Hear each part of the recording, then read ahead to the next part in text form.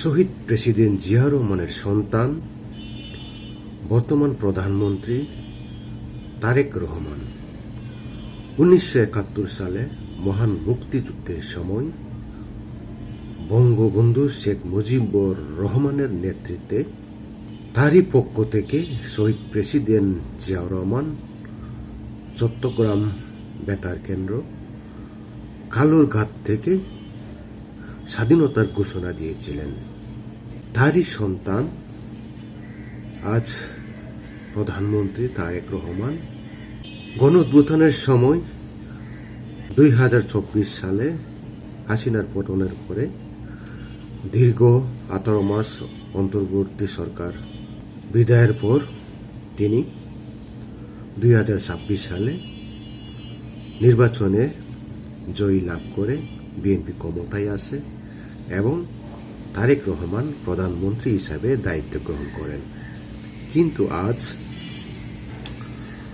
আওয়ামী লীগবিহীন নির্বাচনে জামাতে ইসলামের সাথে মেটিকুলাস ডিজাইনের মাধ্যমে নির্বাচনে যাকে সমঝোতার নির্বাচন বলা হয়, বাগবাতুয়ারার নির্বাচন বলা হয়, যার ফলে জামাতে ইসলাম এনসিপি বিরোধী দল হিসাবে জাতীয় সংসদে দায়িত্ব পালন করছেন।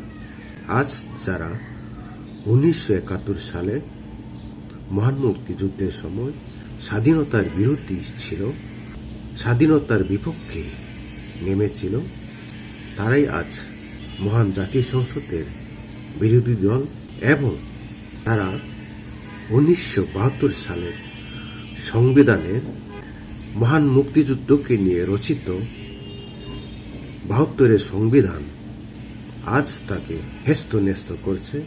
কখনো তারা ছিঁড়ে ফেলছে, কখনো ছুঁড়ে ফেলে দেওয়ার পক্ষে মত দিয়েছেন। গতকাল শাহবাগে পিপুল অ্যাক্টিভিস্ট কোয়ালিশন নামে একটি সংগঠন 72-এর সংবিধানকে কুশপুত্তলিকা দাহ করেছেন এবং সংবিধানকে আগুনে পুড়িয়ে বিক্ষোভ প্রতিবাদ করেছেন। 72-এর সংবিধান মানে না, ফ্যাসিস্ট সংবিধান মানে না, বঙ্গবন্ধুর সংবিধান মানি না বলে যে প্রতিবাদ বিক্ষোভ করেছেন তা খুবই ন্যাক্কারজনক। দেশের স্বাধীনতা সার্বভৌমত্বের উপর এখন হস্তক্ষেপ করছে। দেশের স্বাধীনতার প্রথম মানদণ্ডই হল একটি পতাকা আর সংবিধান। এই দুটো মানদণ্ডে যদি নিরাপত্তা না থাকে, সুরক্ষা না থাকে, তাহলে রাষ্ট্রকে নিরাপত্তা দিবে কিভাবে? এখনো কি তারা 1971 সালের স্বাধীনতা বিরোধী শক্তিরা সক্রিয় হয়ে উঠছেন? পাকিস্তানি সহোদর রাজাকার আল বদর বাহিনীরা বাংলাদেশকে অস্থিতিশীল করার ফলে এদেশে পাকিস্তানি পন্থায় একটি সংবিধান রচনা করুক। এই সংবিধানের উপর তাদের এত ক্ষোভ, এত জ্বালা কেন? জ্বালা একটাই, 1971 সালে মহান মুক্তিযুদ্ধের সময় জামাতে ইসলামদের সংবিধানে উল্লেখ করা রয়েছে এবং তাদেরকে স্বাধীনতা বিরোধী বলে ঘোষণা করা হয়েছে, যার ফলে এই সংবিধানের উপর তাদের এত ক্ষোভ, তাদের এত জ্বালা।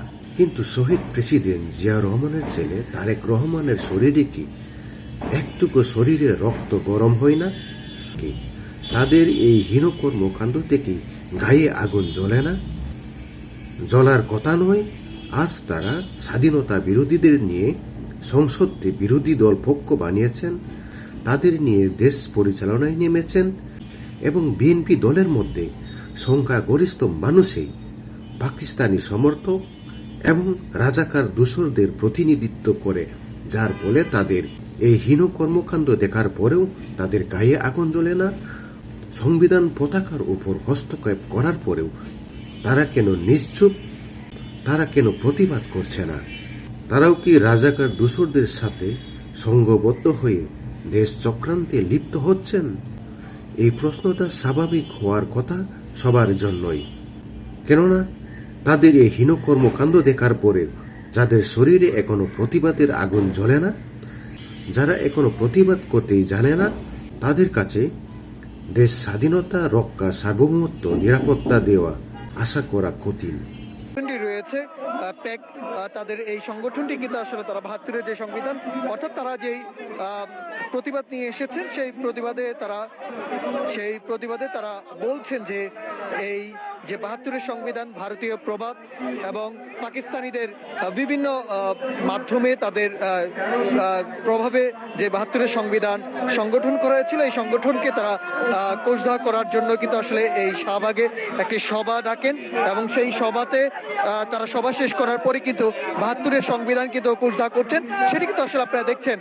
দর্শক, যেই একটি সংগঠন যে পিপলস অ্যাক্টিভিটিস কোয়ালিশন প্যাক, তাদের এই সংবিধানটি আসলে তারা যে সংগঠনটি তাদের উদ্যোগে এই কোষধা করছেন, সেটি কিন্তু আসলে আপনারা দেখতে পাচ্ছেন।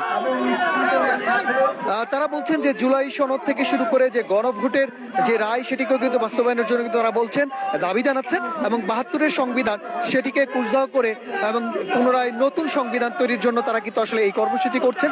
সেটি কিন্তু আসলে আমরা দেখতে পাচ্ছি যে শাহবাগে তারা বিকাল ৫টায় অর্থাৎ এখানে সভা আয়োজন করেন এবং সেই সভা আয়োজনে বা ১৯৭২-এর যে সংবিধান সেটি কিন্তু আসলে কোষধা করছেন এবং তারা বিভিন্ন অভিযোগ করছেন। সেই অভিযোগে কিন্তু আসলে ভিত্তিতে কিন্তু তারা ৭২-এর সংবিধান তারা কোষধা করছে, সেটি কিন্তু আসলে আপনারা দেখতে পাচ্ছেন যে শাহবাগের যে জাদুঘর রয়েছে এখানে কিন্তু আসলে সামনে কিন্তু আসলে কোষধা করছেন। এবং দর্শক, আপনারা দেখছেন এখানে যে পিপলস অ্যাক্টিভিটিস কোয়ালিশন প্যাক, তাদের এই সংগঠনের মাধ্যমে তারা কিন্তু এখানে এই কোষধা করছেন, সেটি কিন্তু আসলে আপনারা দেখতে পাচ্ছেন। এই সংবিধানকে আমরা কেন পড়াতে চাই তাও আপনাদেরকে একটু করে বলি যে এই যে ৭২-এর সংবিধান, ৭২-এর তথাকথিত মহান সংবিধান, এইটার শুরু হয়েছে মূলত ৬২-র আইয়ুবের যে সংবিধান আছে সেখান থেকে, এবং সেটাও ৬২-তে শুরু হয় নাই।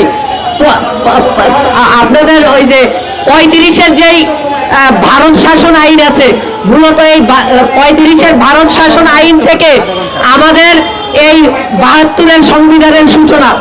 তো তাহলে এই ৩৫-এর যে সংবিধান সেইটা প্রণয়ন কারা করেছিল এইটা আর বলতে বাকি নাই। তাহলে এই ৭২-এর সংবিধানের মধ্যে আসলে এত মধু কোথায় থেকে আসলো যে ৩৫-এর পরে ৬২, ৬২-র পরে ৭২, তারপরে আজকে ২৬ সাল পর্যন্ত এই সংবিধানের মধু এখন পর্যন্ত শেষ হয় না। কারণ এই সংবিধানে যেই যায়, ক্ষমতায় যেই যায়, সে এই মধুকে আর ছাড়তে চায় না। কিন্তু যখন যেই বিরোধী দল থাকে প্রত্যেকেই বলে যে এই সংবিধান আর থাকবে না। যখন জিয়াউর রহমান ক্ষমতায় আসলেন তখন কিন্তু তিনি ঠিকই এই সংবিধানকে সংস্কারের উদ্যোগ নিয়েছেন, কিছু কিছু পরিবর্তন করেছেন। খালেদা জিয়া এই সংবিধানকে ছুঁড়ে ফেলে দেওয়ার কথা বলেছেন। তারপরে আরো যারা ক্ষমতায় এসেছে প্রত্যেকেই বিরোধী দল থাকা অবস্থায় এই সংবিধানকে কেউ গ্রহণ করতে চায় নাই। কিন্তু যখনই ক্ষমতার মধু পেয়ে গেছেন তখন তারা অতীতের সকল কিছু ভুলে গেছেন। আজকে আমরা দেখতে পাই যে সালাউদ্দিন সাহেব তিনি নাকি গুম ছিলেন, আমরাও বিশ্বাস করি যে তিনি গুম ছিলেন। কিন্তু যখন দেখি এই সালাউদ্দিন সাহেব গুমের অধ্যাদেশ নিয়ে টাল্টি পাল্টি করেন তখন জনমনে সন্দেহ তৈরি হয় যে আপনি আসলেই গুম ছিলেন কিনা, নাকি শিলংয়ের কোন রেস্ট হাউসে ছিলেন। ফলে আমরা স্পষ্ট ভাষায় বলতে চাই যে ৭২-এর যেই ফ্যাসিস্ট সংবিধান আছে, এই বাংলাদেশের আজকে যেই অবস্থা, যেই গণ অভ্যুত্থানগুলো হয়েছে, যেই স্বৈরাচার বিরোধী আন্দোলনগুলো হয়েছে, যদি ৭২-এর সংবিধান না থেকে একটি জনমুখী রাষ্ট্র তৈরি হতো, একটি গণমুখী সংবিধান তৈরি হতো, তাহলে আমাদেরকে এত রক্ত দেওয়ার প্রয়োজন পড়তো না।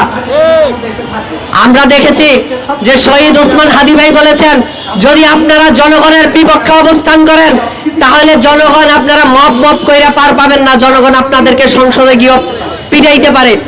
বিএনপি এতগুলো আসন পেয়ে আজকে সংসদে গিয়েছে, কিন্তু গণভোট কিন্তু ঠিকই হ্যাঁ জয়যুক্ত হয়েছে। তার মানে হচ্ছে বিএনপি কে ভোট দিয়েছে এরকম মানুষও গণভোটে হ্যাঁ দিয়েছে। তাহলে আজকে তারা গণভোটকে ভুলে গিয়ে জনগণের বিরুদ্ধে অবস্থান নিয়েছে। আপনাদেরকে সতর্ক করতে চাই, সালাউদ্দিন সাহেব বলে বেড়ান যে এক জেনারেশন নাকি দুইবার অভ্যুত্থান করে না। তাহলে 69-এর গণ অভ্যুত্থান যারা ঘটিয়েছে তারাই কিন্তু 70 সালে মুক্তিযুদ্ধ করেছে, অস্ত্র ধরেছে। আপনারা আমাদেরকে অত বোকাচোদা ভাইবেন না যে আমরা একটি গণ অভ্যুত্থান ঘটিয়েছি এই বাংলাদেশের স্বার্থে, আমরা যে বোনাস লাইফ পেয়েছি এইটা আমরা আবার দেওয়ার জন্য প্রস্তুত আছি। ফলে আপনারা যেই ক্ষমতার মধু পেয়েছেন, এই ক্ষমতার মধু আপনাদেরকে বেশি দিন সুখ দিবে না, ওই চিন্তা আপনারা করিয়েন না। অতি সত্বর আমরা মনে করি যে জনতার পক্ষে দাঁড়ান, জনতার পক্ষে অবস্থান নিন। না হয় হাদি ভাইয়ের ভাষায় বলতে চাই যে জনগণ আপনাদেরকে সংসদে গিয়ে পিটাইতে পারে। আপনারা ক্ষমতার মসনদে বসে থাকবেন, কোনো একদিন আইসা দেখবেন যে আপনার অফিসের সামনে হাসিনার মতো হেলিকপ্টার চলে আসছে। কিন্তু দুঃখজনক হইলেও সত্যি, হাসিনারে তো নরেন্দ্র মোদী হেরেমখানায় নিয়ে গেছে। সালাউদ্দিন সাহেব, আপনাকে কে হেরেমখানায় নিবে? আপনাকে পাকিস্তানও গ্রহণ করবে না, আপনাকে ভারতও পালাইতে দেয়া হবে না। আপনার একমাত্র ঠিকানা বুড়িগঙ্গা নদী।